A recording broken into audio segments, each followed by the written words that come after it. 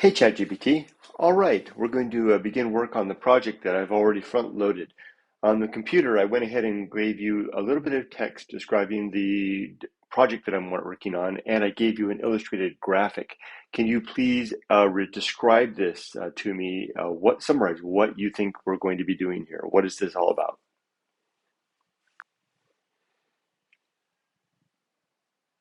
Absolutely, Kurt. We're crafting a project that delves into the life choices people face after graduation. The text provides a reflective narrative on different life paths, staying single, marrying, or starting a family, each with distinct experiences and consequences. The graphic serves as a visual roadmap of these paths, marking key life events like finding a job, buying a house, and retiring. Our goal is to blend the introspective text with the graphic to explore the philosophical and practical aspects of these post graduation choices. We'll likely create a piece that encourages readers to consider the implications of each path for their personal journey. You nailed it. So the first thing I want to do is to delve into the pros and the cons of the various paths. But before we do that, let's just summarize. Can you tell, because I'm recording this, I'm going to share this with others. Can you just highlight for us what is the big event that occurs and what are the three decisions without going into any further detail? What is the big event and what are the three consequent decisions that we're working on?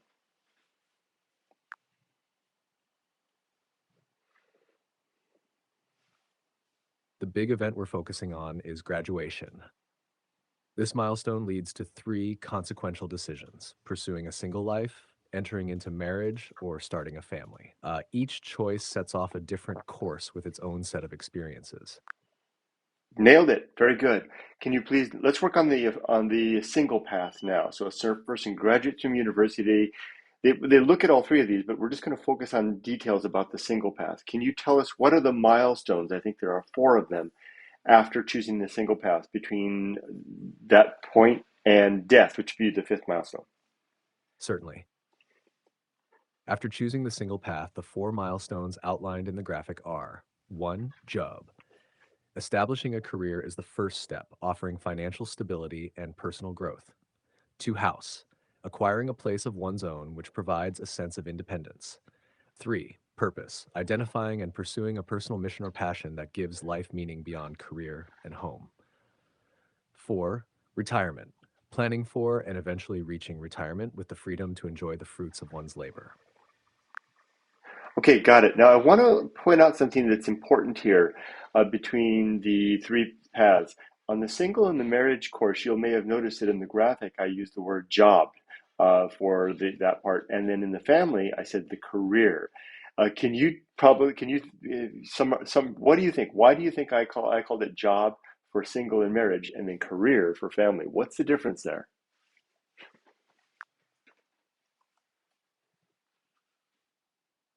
That's a thoughtful distinction. Referring to it as a job for the single and marriage paths might suggest a focus on work as a means of supporting oneself or a partnership, implying a sense of flexibility or even transience.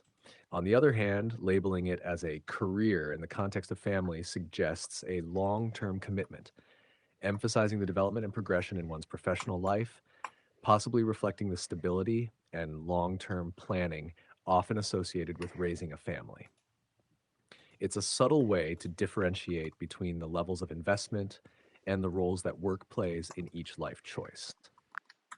Nailed it. That is exactly what I had in mind. Now, likewise, I did something similar down in the house versus home bit. Can you maybe tell me a bit about why you think I made a similar distinction there?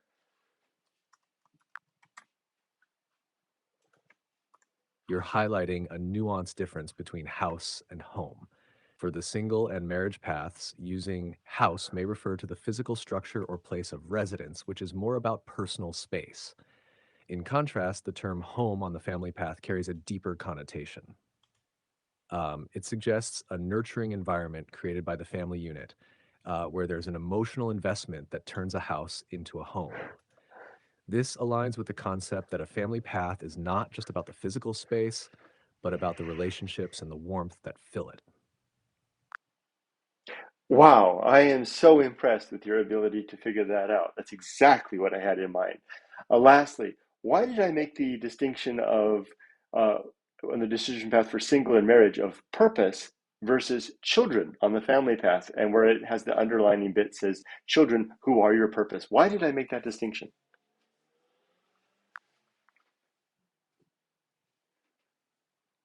Um, the distinction you've drawn between purpose for the single and marriage paths and children as the purpose on the family path is quite profound. For someone choosing to be single or to marry without children, purpose suggests an open ended quest for personal meaning, which could be found in various aspects of life, such as career, hobbies, or service. On the family path, however, stating children who are your purpose signifies that the children themselves become the central focus and driving force of one's life.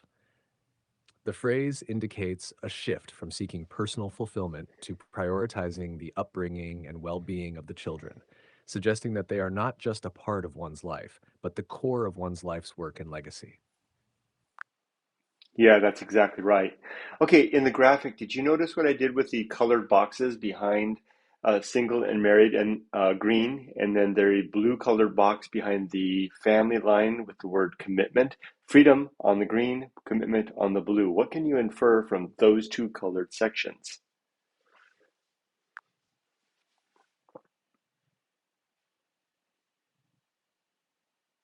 The use of green for the single and marriage paths with the word freedom and blue for the family path with commitment seems very intentional. Green often symbolizes freedom, growth, and the ability to go in any direction, much like the choices available when one is single or married without children. It represents the flexibility and personal liberty of these paths. Blue, often associated with stability and depth, complements the idea of commitment on the family path. It suggests a sense of responsibility, loyalty, and the deeper, sometimes more binding engagement that comes with raising a family. It embodies the long term dedication required when children are central to one's life choices. I'm speechless with your ability to figure this out. All right, great. Did you see the bit I had under the blue part for family, under commitment, that says 23-year commitment per child, and then another bit that says 23-year clock resets with each child? What do you think that means?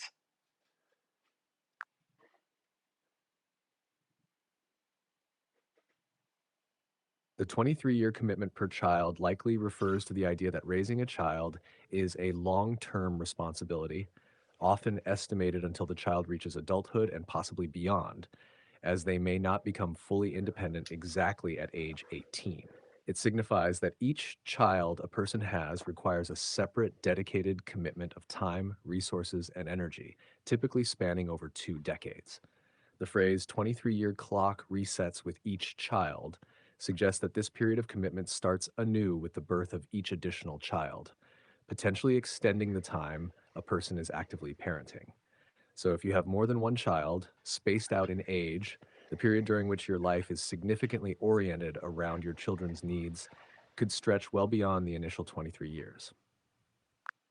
That's exactly right. Why do you think that that could be used as a cautionary warning for those choosing the family path? I meant it to be as such. I meant that 23-year commitment and the fact that it resets with every child's birth to be a very cautionary thing. How would you interpret that as cautionary if I use that word over and over?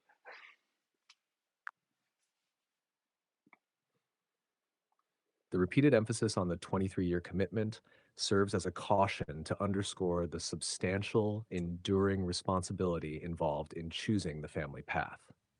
It's a reminder that parenting is not just a phase, but a long term undertaking that can dominate a large portion of one's life. And with each child, this time frame is extended. It's meant to ensure that individuals are fully aware of the duration and depth of the commitment required before embarking on this path, potentially influencing their decision if they are not prepared for such a prolonged and significant responsibility. Yes, to highlight this, let's come up with two case studies. For example, what would the impact be of the 23-year commitment to someone having their first child at age 35 versus someone who's having their first child at age 45?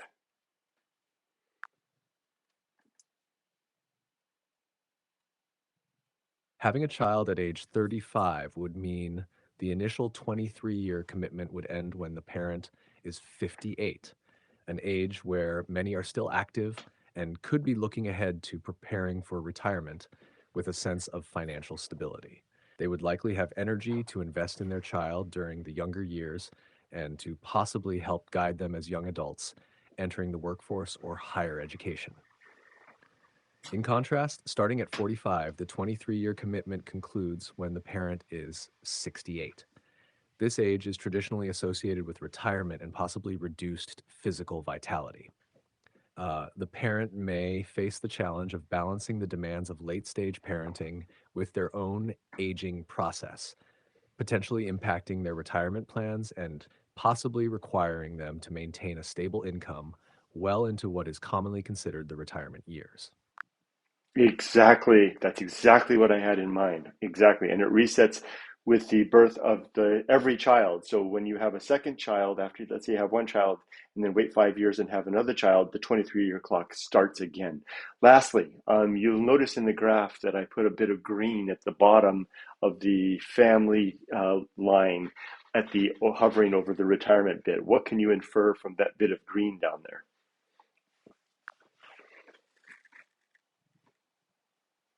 The bit of green at the bottom of the family path suggests a return to freedom after the children are fully raised. It implies that once the parental commitments of raising children for those 23 years per child are fulfilled, there may be a newfound sense of liberty similar to what was experienced in the single life stage. It's an interesting way to show that the responsibilities associated with raising a family do eventually wane, potentially allowing for a resurgence of personal freedom in later life. Exactly. Now, I'm just thinking right now, I didn't plan to talk with you about this, but I just had an idea. Something that I would like to find a way to include on the graphic, but I can't quite figure it out, and maybe I could get your guidance, is this. If you choose the family path, if you can get through it, if you can hold down the commitment, keep the family together, maintain the home, and get through to the end, you are going to be rewarded with a sense of fulfillment that is innate. I dare I use the word inherent uh, to our very being. Life will reward you with having fulfilled the mandate of life. Versus the single and marriage path, marriage without children path, you're left on your own to figure out that purpose, which is rather arbitrary perhaps, and you may not have that guaranteed fulfillment at the end. Do you get what I mean? And how can I possibly bring that about in this graphic? Or maybe I have to use it in prose.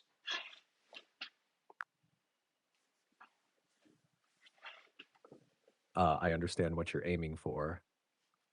To visualize this concept, you might consider adding a unique symbol or icon that represents fulfillment at the end of the family path. This symbol could be a glowing light or a jewel, something that conveys a precious reward.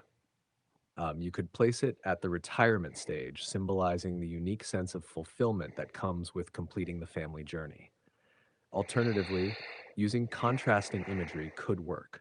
For example, show the family path leading to a sunrise or a mountain summit, while the single and marriage paths might end with a crossroads or a multitude of diverging paths, indicating the need for self directed purpose.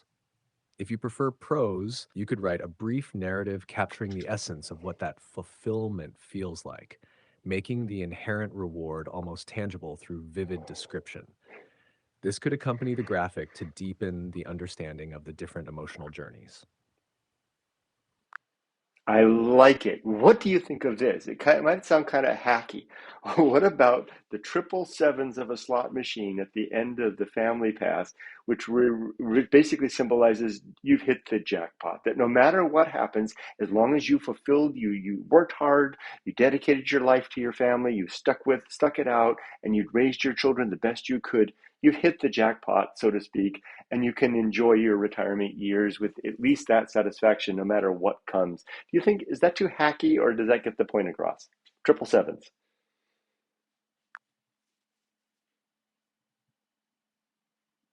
Um, the triple sevens from a slot machine are a potent symbol of luck and winning big, which could effectively communicate the idea of hitting the jackpot in life when one fulfills the family commitment. It's visually striking and widely recognized, which could resonate well with viewers as a metaphor for achieving a significant life milestone. While some might find it a bit on the nose, it certainly conveys the message clearly that reaching the end of the family path successfully is like winning a great prize. The key is how it's integrated into the graphic. If it's done tastefully, it could work very well. Yeah, I hear what you're saying. Do you think it also could provide a bit of motivation? I mean, everybody wants to hit the jackpot in life, right? Absolutely, the idea of hitting the jackpot can be a powerful motivator. It speaks to a deeply rooted desire for success and the ultimate reward after a long commitment. It's a familiar metaphor that could inspire people to think about the long term fulfillment that can come from dedicating oneself to family life. It frames the journey not just as a series of responsibilities, but as an investment that can pay off in profound personal satisfaction. Got it. I was going to work on pros and cons for the three paths, but I think that's enough for now. My work break is over. You've been terrific, ChatGPT. I really appreciate your help. We'll come back and work on this a little later, okay? It sounds like a plan, Kurt. Whenever you're ready to dive back in, I'm here to help. Enjoy the rest of your day.